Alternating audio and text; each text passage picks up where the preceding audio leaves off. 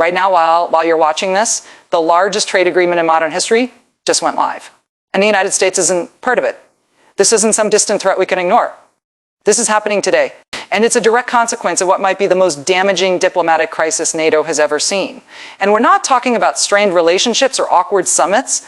We're talking about America's oldest allies actively constructing an entirely new economic architecture that deliberately cuts Washington out of the equation. The idea that NATO might fracture used to be theoretical, something analysts worried about in think tank papers. As of this morning, it's no longer a possibility. It's already underway. Right now, the United States is pulling out of 66 different international institutions. We've slapped 41% tariffs on countries we used to call our closest partners. And those partners just responded not with military force, but with something potentially more devastating. They signed a deal in the next few minutes. We're going to break down exactly what's in this EU-India agreement that just took effect and reveal the specific comments that pushed Britain and Germany past their breaking point and examine what happens to America when the rest of the world decides to move forward without us. This is the story of how the Western alliance just filed for divorce. If you want to understand why Ursula von der Leyen and Narendra Modi are celebrating in New Delhi right now, you first need to understand why Keir Starmer and Boris Pistorius are absolutely furious in London and Berlin. And here's the thing, this didn't start with policy disagreements or trade negotiations. It started with something much more personal, a direct insult. Last Thursday, during an appearance on Fox Business, President Trump made a claim about the war in Afghanistan that essentially rewrote 2 decades of shared sacrifice. While defending his isolationist approach and his repeated threats to abandon NATO, he said that America's allies, it's countries like Britain, Canada, Germany, Poland essentially hung back from the real fighting, staying off the front lines while American forces carried the burden alone. The diplomatic explosion that followed was immediate and unprecedented. For the first time in living memory, a British Prime Minister publicly condemned a sitting American president with barely concealed rage. Keir Starmer didn't mince words. She called Trump's remarks frankly appalling and deeply insulting. And here's why that fury is completely justified. And let's look at the actual numbers, because the numbers are what turned diplomatic frustration into something much darker. Britain lost 457 service members in Afghanistan, Canada lost 158, Germany lost 59, Denmark, when you account for population, suffered some of the highest casualty rates in the entire coalition, and these weren't troops sitting in safe zones. They were fighting in Helmand province, they were deployed to Kandahar, they were dying in the same desert alongside American Marines. Boris Pistorius, Germany's defense minister, broke with standard diplomatic practice and went straight to German national television to demand an apology. He said it plainly, claiming anything else about what happened over there is simply false. And it's profoundly disrespectful to the memory of fallen Allied soldiers. This goes way beyond hurt feelings or political disagreements. This represents the complete breakdown of trust. NATO's Article 5, the core promise that an attack against one member is an attack against all depends entirely on mutual respect and recognition of shared sacrifice. When the American president dismisses the blood shed by British and German troops as basically staying out of the fight, has not just being offensive, has communicating that their partnership means nothing to him. And the response wasn't limited to angry statements. Something shifted. European leaders came to a realization the Trump presidency wasn't a temporary storm they could weather. It was a fundamental change in climate they needed to adapt to permanently. If the American president doesn't acknowledge their sacrifices, he certainly won't defend their sovereignty. That realization changed everything. It transformed slow-moving trade talks with India into an urgent priority.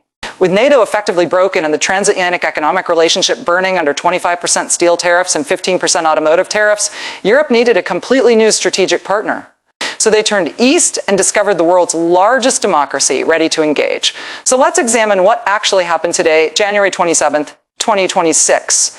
While Washington was consumed with tariff debates, Brussels and New Delhi just finalized an agreement that's been on and off the negotiating table for nearly 2 decades. The European Commission is calling it the mother of all deals. And when you see the scope, that's not hyperbole. This isn't a minor trade adjustment or a symbolic gesture. This represents total economic integration across the Eurasian continent, and with the United States deliberately excluded. Here are the real numbers released this morning. This agreement establishes a free trade zone covering more than 2 billion people. It eliminates tariffs on 96% of European goods entering India. And think about how significant that is. India has traditionally maintained one of the most protectionist economic systems on the planet. They don't casually open their markets, but for Europe, they essentially demolished the walls. Consider the automotive sector. For decades, selling a German BMW or an Italian sports car in India meant facing a 110% tariff. That's not a tax. That's a prohibition that made European vehicles economically impossible to market at any meaningful scale. And under this new agreement, the tariff collapses to 10%. This is transformative for German automakers Volkswagen, Mercedes, BMW, companies currently being squeezed by Trump's tariffs in American markets. They've essentially replaced the declining American consumer base with India's rapidly expanding middle class. And it goes far beyond cars. So Indian tariffs on wine were 150%. They're being slashed. Machinery tariffs of 44% eliminated, chemical tariffs of 22% gone, pharmaceuticals barriers removed. In exchange, India secures tariff-free access for 99% of its exports into the European Union. Textiles, leather goods, jewelry industries employing millions of Indian workers now have a completely tax-free pathway to Paris, Berlin, and Rome. The timing of this couldn't be more deliberate. Just as Indian exporters are confronting Trump's new reciprocal tariffs ranging from 25 to 40%, Europe opens its doors completely, just as European manufacturers hit a 15% tariff wall entering American markets. So India welcomes them without restrictions. This is classic geopolitical maneuvering. The world's two largest democracies by population and combined GDP are creating an insurance policy against the unpredictability of the third. Von der Leyen stated it directly in New Delhi today. We're demonstrating to the world that cooperation based on rules still produces extraordinary results. That message is aimed at one specific person, Donald Trump. The underlying communication is simple and devastating. We don't require you to succeed. Now, the title of this video mentions a ban. Technically, you can't formally expel the United States from NATO or the world trade organization through simple legal mechanisms.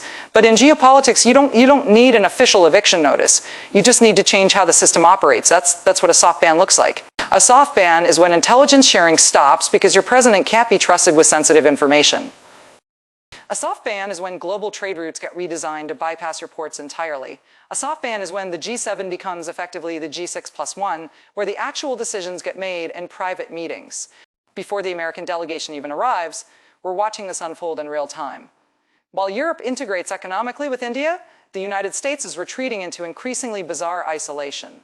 President Trump launched something called the Board of Peace and Alternative International Forum that includes Vladimir Putin, while excluding traditional Western democratic allies. Has pulled America out of 66 international organizations just in the past year, citing concerns about globalist agendas. The consequence is straightforward. The world is adapting and moving forward without American participation. Look at what's happening with European strategic autonomy. For years, that phrase was just Brussels bureaucratic jargon. It meant Europe should develop the capability to defend itself without depending on America. It was aspirational thinking. And today, it's an urgent survival necessity. The EU-India deal includes an extensive section on defense and security cooperation. They're not just negotiating wine and automobile trade.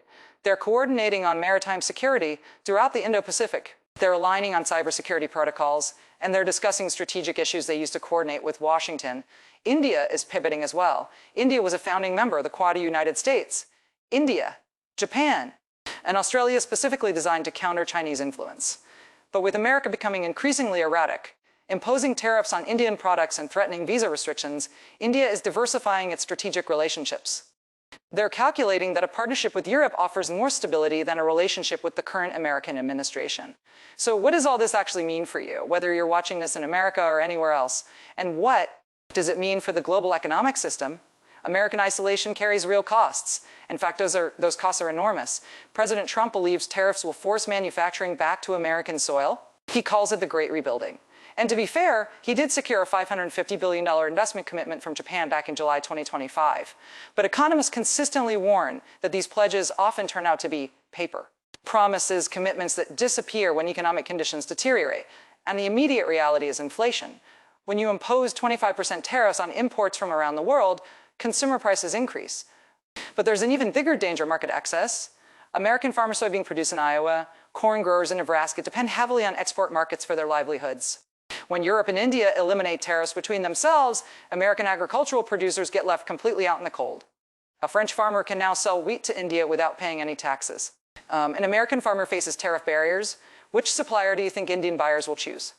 This phenomenon is called trade diversion, and it's how economic superpowers quietly decline. The EU-India agreement gives European companies first-mover advantage in a market of 1.45 billion people.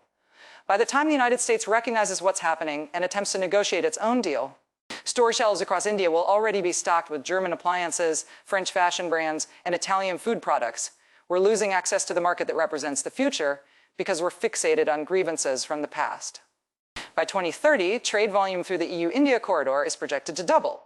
Meanwhile, American trade with Europe is expected to contract by 15% because of the ongoing tariff conflict. This is the mathematics of decline. You don't lose superpower status in a single dramatic moment. You lose it gradually because everyone else figures out how to conduct business without including you. And we can't discuss this diplomatic breakdown without addressing the absurd yet genuinely dangerous Greenland situation. It sounds almost comical, but it's actually a major factor driving the current NATO fracture. President Trump has revived his interest in purchasing Greenland from Denmark. When Denmark refused again, tensions escalated dramatically. Trump threatened Denmark, a NATO ally, with tariffs. This isn't really about real estate. It's about Arctic control. As polar ice melts, new shipping routes and natural resources are becoming accessible. The United States wants strategic control over that region, but by attempting to economically coerce Denmark, a loyal NATO member, Trump has alarmed the entire Nordic region. Sweden, Finland, and Norway are now viewing the United States not as their protector, but as a potential threat. This has driven the Nordic countries deeper into the European Union's collective defense framework and further away from NATO's American command structure. It's another component of America's growing isolation, and history will probably identify January 2026 as the pivotal moment when the Eurasian rimland, Europe and India together decided to join forces and close the door on Atlantic power. Donald Trump promised to put America first, and in a certain sense, has succeeded. America is now first in isolation, first in imposing tariffs, but last to be included in the conversations where the future is actually being determined. There's no official ban, there's no formal document expelling the United States from NATO, but when your allies construct a new global economic system that excludes you, when they finalize the biggest trade deals in history without your involvement, when they demand apologies for your insults directed at their fallen soldiers, you have to ask a fundamental question: did we abandon them, or did they finally give up on us? The EU-India deal is complete. The signatures are on the page, the tariffs are in place, the barriers are built. Welcome to the new global order. It's volatile, it's angry, and for the first time in over a century, America is navigating it completely alone. This story is still developing rapidly. The full implications of the EU-India agreement will take months to become completely clear. And the American response, almost certainly involving more tariffs, is expected within days.